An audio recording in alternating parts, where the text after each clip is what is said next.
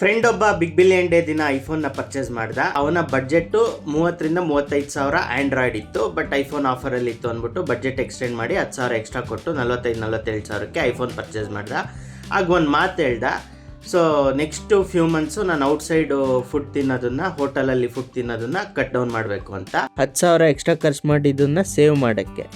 So ನಿಮ್ಮ fitness ಕೂಡ ಹಾಗೆ. ಒಂದು ದಿನ ಎಕ್ಸ್ಟ್ರಾ ಕುರುಕ್ಲು ತಿಂಡಿ ಇನ್ನೊಂದೇನೋ ತಿಂದಿದ್ದೀರಾ ಅಂತ ಅಂದರೆ ನೆಕ್ಸ್ಟ್ ಡೇ ಸ್ವಲ್ಪ ಮಾಡ್ರೇಷನಲ್ಲಿ ತಿನ್ನಬೇಕು. ಇಷ್ಟೇ ಸಿಂಪಲ್ ಟಿಪ್ ಹೇಳಬೇಕು ಅಂತಂದರೆ, ಇವತ್ತು ನೈಟು ಪಾರ್ಟಿ ಅಥವಾ ಫಂಕ್ಷನ್ ಇದೆ ಅಂತ ಅಂದರೆ ಬೆಳಗ್ಗೆ ತಿಂಡಿ ಸ್ಕಿಪ್ ಮಾಡಿ, ರಾತ್ರಿ ಪಾರ್ಟಿ ಫುಡ್ ಏನಿದೆ ಅದು ಎಂಜಾಯ್ ಮಾಡಿ, ನಂತರ ನೆಕ್ಸ್ಟ್ ಡೇ ತಿಂಡಿ ಸ್ಕಿಪ್ ಮಾಡಿ. ಪಾಸಿಬಲ್ ಆದರೆ 5,000 ಎಕ್ಸ್ಟ್ರಾ ಸ್ಟೆಪ್ಸ್ನ ಕಂಪ್ಲೀಟ್ ಮಾಡಿ. ಹೀಗೆ ಮಾಡೋದ್ರಿಂದ ನೀವು ಫ್ಯಾಟ್ ಗೇನ್ ಆಗಲ್ಲ, ಸೇಮ್ ವೆಯ್ಟ್ ಮೇಂಟೈನ್ ಆಗುತ್ತೆ.